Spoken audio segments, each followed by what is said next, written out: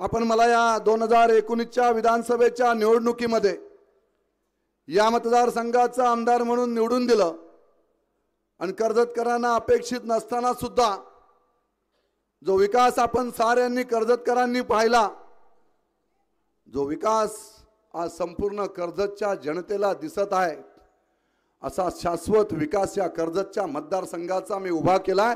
तो साक्षीदार आपण सारे जण या ठिकाणी उपस्थित आहात।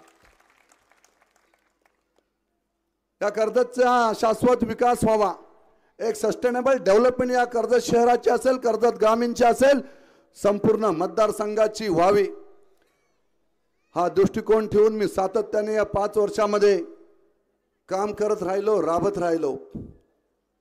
जी काही संधी मला आपण दिलेली आहे, या संधीचं सोनं झालं पाहिजे या उद्दिष्टाने रात्रंदिवस कुटुंबालाही वेळ न देता संपूर्ण वेळ कर्जतच्या जनतेला दिला आणि जेवढा विकास साधता येईल तेवढा विकास या मतदारसंघासाठी मी या 5 वर्षाच्या कालावधीमध्ये केला। योगायोगाने राज्यामध्ये सरकार आपलं होतं, या सरकारच्या माध्यमातून सातत्याने मोठा निधी आणण्याचा प्रयत्न मी प्रामाणिकपणे या ठिकाणी केला।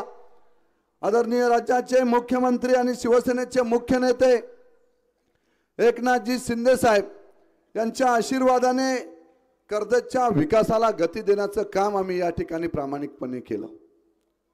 आपण साऱ्यांनी त्या ठिकाणी पाहिलं, अनेक ऐतिहासिक विकास कामे या कर्जत शहरामध्ये आज उभी राहिलेली आहेत। ती कर्जतच्या जसं नैसर्गिक सौंदर्याचा तालुका म्हणून या कर्जत तालुक्याकडे पाहिलं जातं। कर्जतच्या नैसर्गिक सौंदर्याबरोबर कर्जतचं विकासाचं सौंदर्य सुद्धा या 5 वर्षामध्ये उभं राहिलेलं आपण साऱ्यांनी पाहिलेलं आहे। जो शाश्वत विकास मी या कर्जतचा उभा केलेला आहे, तो आपण साऱ्यांनी पाहिलेला आहे, संपूर्ण कर्जतकरांनी पाहिलेला आहे, संपूर्ण माझ्या व्यापारी बांधवांनी पाहिलेला आहे, सर्वसामान्य कर्जतकरांनी हा विकास पाहिलेला आहे। हा विकास आपल्या साऱ्यांसमोर उभा आहे। विरोधकांनी आज कितीही काही बोलू द्या, सर्वसामान्य लोकांना विकासाची जाणीव झालेली आहे आणि म्हणून मला आज आपण या ठिकाणी मोठ्या संख्येने उपस्थित आहात। शिवसेना, भारतीय जनता पार्टी, आरपीआय म्हणून आपण या महायुतीचा उमेदवार म्हणून पुन्हा एकदा 2024च्या विधानसभेच्या निवडणुकीला आपण आपल्या सगळ्यांच्या साक्षीने मी सामोरं जात आहे।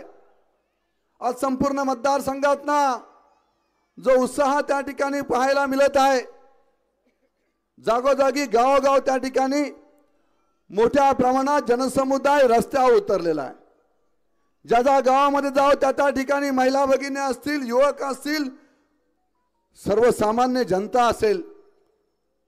मी 2014ची विधानसभा लढलेलो आहे, 2019च्या विधानसभेला आपण या मतदारसंघाचा महायुतीचा उमेदवार म्हणून मला आमदार निवडून दिलेला आहे।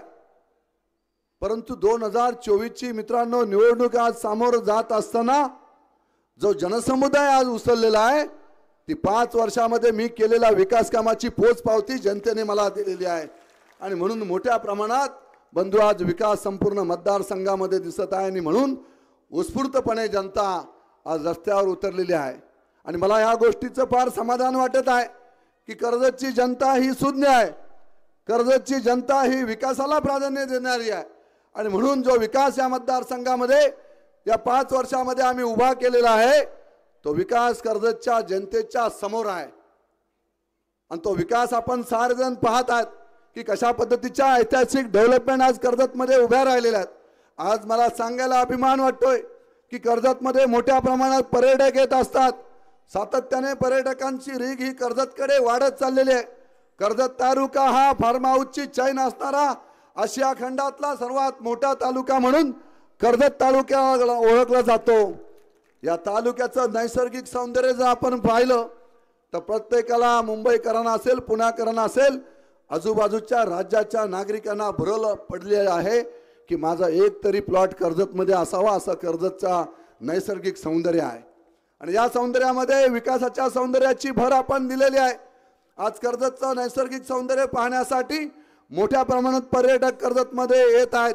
आज कर्जतचा 4 फाटा आपण पाहतोय, फ्रायडे असेल, सॅटर्डे असेल, संडे असेल, सातत्याने त्या ठिकाणी ट्रॅफिकचं जाम त्या ठिकाणी आपल्याला पाहायला मिळते।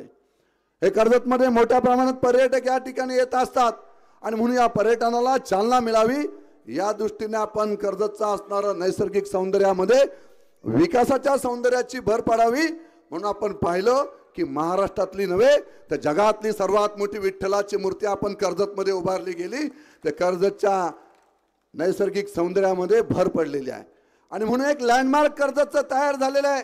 आपण जर साऱ्यांनी पाहिलं सोशल मीडियावर जर आपण पाहिलं त्या ठिकाणी तर कर्जतच्या नैसर्गिक सौंदर्यामध्ये कर्जतच्या असणारी विठ्ठल मूर्ती आपण जर पाहिली प्रवेशद्वार जर आपण पाहिलं तर हे प्रवेशद्वार त्या ठिकाणी आपण पाहताय की कर्जतच्या डेव्हलपमेंटमध्ये होणारं हे एक ऐतिहासिक डेव्हलपमेंट आपण पाहताय आणि येणारा पर्यटक त्या ठिकाणी येत असतो। आताही मी या सभेला येत होतो त्या ठिकाणी प्रचंड गर्दी त्या ठिकाणी बरेचसे त्या ठिकाणी येणाऱ्या पर्यटक असेल सर्वसामान्य कर्जतची जनता असेल त्या विठुरायाच्या चरणी त्या ठिकाणी नतमस्तक होत असते। त्या ठिकाणी बसलेले असतात ते भाविक त्या ठिकाणी नतमस्तक होऊन त्या ठिकाणी एक पॉझिटिव्ह एनर्जी त्यांना त्या माध्यमातून मिळत आहे आणि म्हणून हे विजन मी ठेवलेलं आहे। मी या मतदारसंघाचा आमदार झालो पहिली टर्म माझी होती मी कशा पद्धतीचा विकास करेल माझ्या व्यापाऱ्यांना माहीत नव्हतं माझ्या सर्वसामान्य नागरिकांना माहीत नव्हतं की कशा पद्धतीचा विकास हा आमदार पहिली टर्म आहे कशा पद्धतीचं काम करेल। त्यातच 6 महिन्यापूर्वी 6 महिने आमदार होऊन झाले आणि कोविड सारखं महाभयंकर संकट आलं। या संकटाला सामोरं जात असताना सातत्याने त्या ठिकाणी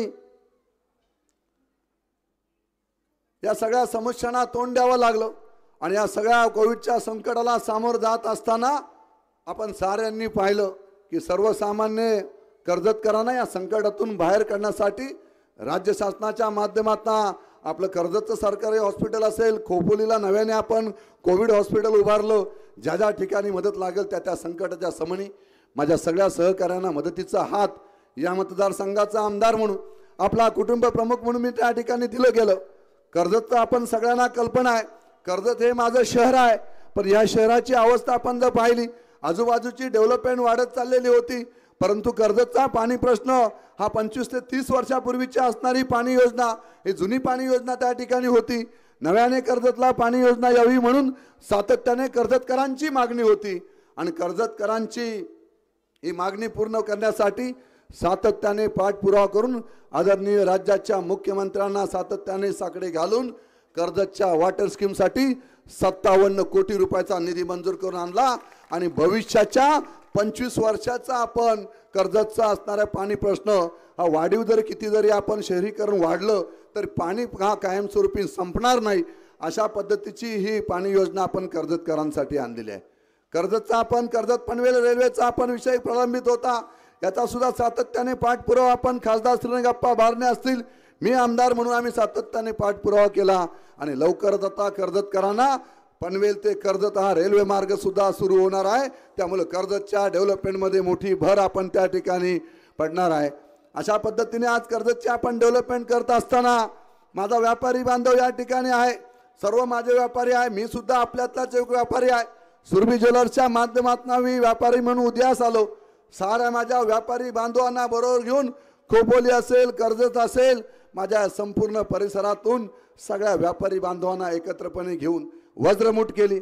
व्यापारी बांधवांना विचारलं काय आपली संकल्पना आहे काय डेव्हलपमेंट कर्जतची केली पाहिजे काय विचारधारा आपली आहे कशा पद्धतीने बाजारपेठा फुलल्या पाहिजेत कशा पद्धतीने रोजगार वाढेल कशा पद्धतीने बाजारपेठामध्ये आपल्याला त्या ठिकाणी मंदी जी आहे ती बाजूला होऊन त्या ठिकाणी तेजी येईल या पद्धतीने चर्चा केली।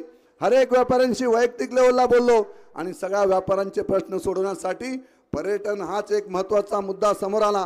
पर्यटन वाढलं पाहिजे डेव्हलपमेंट वाढली पाहिजे डेव्हलपमेंट वाढली तर आपल्याला खऱ्या अर्थाने आपल्या बाजारपेठांना चालना मिळेल व्यापाऱ्यांना संधी मिळेल रोजगाराची संधी उपलब्ध होईल आणि म्हणून इन्फ्रास्ट्रक्चर हा महत्त्वाचा मुद्दा आम्ही समोर आणला। 5 वर्षाचा विकास बंधू आम्ही साऱ्यांनी एकत्रपणे पाहिला की काय नक्की केलं पाहिजे कर्जतच्या डेव्हलपमेंटसाठी आणि कर्जतची डेव्हलपमेंट जर करायची असेल तर आपण इन्फ्रास्ट्रक्चर कर्जतचं बदललं पाहिजे आणि याच पद्धतीने आपण सारेजण पाहताय की चौक ते कर्जत या रस्त्याला 100 कोटी रुपयाचा निधी मंजूर करून आणला आणि आज कर्जतच्या डेव्हलपमेंटला चालना देण्यासाठी कर्जत ते चौक हा रस्त्याच्या माध्यमातून रेड कार्पेट आपण टाकलेला आहे। हा रेड कार्पेट यासाठी आहे की माझ्या कर्जतमध्ये या, मुंबईकरांनो कर्जतमध्ये या, पुणेकरांनो कर्जतमध्ये या, गुजरात असेल, राजस्थान असेल, आजूबाजूची जी राज्य असतील या साऱ्यांनी माझ्या कर्जतमध्ये यावं, कर्जतमध्ये डेव्हलपमेंट कराव्यात। आम्ही तुम्हाला प्राधान्य देतो। कर्जतमध्ये डेव्हलपमेंट आल्या तर माझ्या सर्वसामान्यांना त्या ठिकाणी रोजगाराची संधी मिळेल, तर माझ्या व्यापाऱ्यांना त्या ठिकाणी उद्योगामध्ये संधी मिळेल। हे विजन ठेवून आम्ही या कर्जतचं काम केलेलं आहे, ह्या कर्जतचा विकास केलेला आहे। अनेक लोकांनी मला त्यावेळेस म्हटलं गेलं, व्यापाऱ्यांना सुद्धा सांगितलं की जर हा महेंद्र थोरवे कर्जतचा आमदार झाला तर व्यापाऱ्यांमध्ये कर्जतचं बिहार होईल, व्यापाऱ्यांना त्या ठिकाणी हप्ते द्यावे लागतील। माझ्या कर्जतच्या व्यापाऱ्यांना मी या ठिकाणी जाहीर आवाहन करतोय, एकही व्यापाऱ्यांनी सांगावं की 5 वर्षामध्ये हा महेंद्र थोरवेंनी एकतरी व्यापाऱ्याला या ठिकाणी त्रास दिला असेल तर मी आपल्या समोर या ठिकाणी शरणागती पत्करून मी माझा राजकीय संन्यास घ्यायला तयार आहे। मी सगळ्या व्यापारी बांधवांना एकत्रपणे केलेला आहे। मी सर्वसामान्य जनतेला न्याय देण्याचा प्रामाणिकपणे प्रयत्न या ठिकाणी केलेला आहे। सर्वसामान्यांचा विकास व्हावा हा दूरदृष्टी ठेवून मी सातत्याने या ठिकाणी प्रयत्न केलेला आहे। माझी सगळ्या कर्जतकरांना या ठिकाणी विनंती आहे, आपल्या सर्वांना कल्पना आहे कर्जत ते भिसेगाव हा भुयारी मार्ग व्हावा, यासाठी मी MMRDच्या माध्यमातून निधी मंजूर करून आणला आणि तो निधी रेल्वेकडे वर्ग सुद्धा केलेला आहे। आणि या भुयारी मार्गाला कैलासवासी अनंत काका जोशी यांचं नाव द्यावं असं आम्ही त्या ठिकाणी जाहीरपणे सांगितलं। जे कार्य त्यांनी या कर्जतमध्ये, कर्जत शहरामध्ये असेल, कर्जत ग्रामीणमध्ये असेल, काकांनी जे कार्य उभं केलेलं आहे, काकांचा शिवसैनिक म्हणून मी आपल्या समोर उभा आहे। काकांच्या खांद्याला खांदा लावून आम्ही ग्रामपंचायती लढलो, काकांनीच मला त्या ठिकाणी शिवसैनिक म्हणून घडवला। माझी शिवसेनेची वाटचाल जी त्या काळामध्ये होती ती अनंत काका जोशींनी मला त्या दिलेलं योगदान होतं आणि म्हणून एक शिवसैनिक म्हणून आपल्या समोर उभा आहे। मी सातत्याने त्या ठिकाणी सांगत असतो, सर्वसामान्य कुटुंबातला आहे, शेतकरी कुटुंबातला, मी सर्वसामान्य कुटुंबातला आहे। माझ्या कुटुंबाने सुद्धा गरिबीची झळ त्या ठिकाणी त्यावेळेस पोचलेली। आजही जरी वैभव उभं असलं तर ते मेहनतीने उभं केलेलं आहे, काबाड कष्ट करून उभं केलेलं आहे। आणि म्हणून माझी कर्जतकरांना विनंती आहे की 2019च्या विधानसभेच्या निवडणुकीमध्ये मला आपण साऱ्यांनी या मतदारसंघाचा आमदार म्हणून निवडून दिलं, परंतु आज कर्जतकरांना या ठिकाणी सांगतोय की कर्जतकरांची मान अभिमानाने उंचावेल असा विकास मी कर्जतमध्ये उभा केलेला आहे। मला आज सांगायला या ठिकाणी अभिमान वाटतोय की जवळजवळ 2960 कोटी रुपयाचा निधी या कर्जतच्या विकासासाठी आम्ही मंजूर करून दिलेला आहे। अनेक विकास कामे कर्जत असेल, खोपोली असेल, खालापूर असेल, माथेरान असेल, नेरळ परिसर असेल, चहू बाजूनी कर्जतचा विकास साधण्याचा प्रामाणिक प्रयत्न आम्ही या ठिकाणी केलेला आहे। आणि म्हणून कर्जतची सुज्ञ जनता आहे। मी पुन्हा एकदा या निवडणुकीला सामोरं जात असताना 2024च्या विधानसभेच्या निवडणुकीला सामोरे जात असताना आपण सारेजण साक्षीदार आहात, कर्जतकर आहात। कर्जतकर हे विकासाला प्राधान्य देणार आहेत। जो विकास मी या कर्जतमध्ये उभा केलेला आहे तो आपल्या डोळ्यांसमोर आहे आणि म्हणून ज्या पद्धतीचं राजकारण आज आमच्या समोर वाढलेलं आहे ते आपल्या समोर सुद्धा आहे। आणि म्हणून कर्जतकरांनो, आपण सुज्ञ आहात, आपण विकासाला प्राधान्य द्यावं। 20 तारखेला मतदान होणार आहे आणि 23 तारखेला निकाल लागणार आहे। आज उत्स्फूर्त प्रतिसाद संपूर्ण जनतेतना मिळत असताना आज या ठिकाणी टिळक चौकामध्ये ही सभा होत आहे। टिळक चौकातना सभेतून आज संपूर्ण मतदारसंघामध्ये हा जाणारा मेसेज हा या ठिकाणी जाणार आहे। आम्ही या ठिकाणी कपालेश्वराच्या चरणी नतमस्तक होऊन आम्ही सातत्याने त्या ठिकाणी साकडे घालत असतो की माझं कर्जतचं वैभव हे दिवसेंदिवस वाढत गेलं पाहिजे।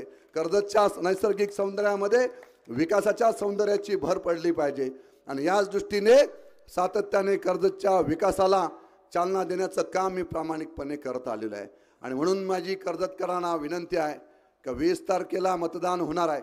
आपण आपलं बहुमूल्य मत हे धनुष्यबाण या निशाणी समोर बटन दाबून प्रचंड बहुमतांनी आम्हाला विजयी करा, कारण कर्जतच्या विकासाला खऱ्या अर्थाने चालना देण्याचं काम हे आपल्या साऱ्यांच्या साक्षीने होणार आहे। विकास पर्व 1 मध्ये जो विकास आम्ही साधलेला आहे, विकास पर्व 2 मध्ये मी कर्जतकरांना आश्वासित करतो की जो विकास पहिल्या पर्वामध्ये मी या ठिकाणी उपस्थित केलेला आहे याच्याही पेक्षा कर्जतकरांना अभिमान वाटेल आणि ऐतिहासिक विकास कर्जतचा पुढील काळामध्ये उभा करू असं कर्जतकरांना या ठिकाणी अभिवादन देतो। मी माझ्या सर्व या पदाधिकाऱ्यांच्या साक्षीने या ठिकाणी सांगतो, महायुतीचा प्रत्येक कार्यकर्ता तोळामोलाचा या व्यासपीठावर बसलेला आहे।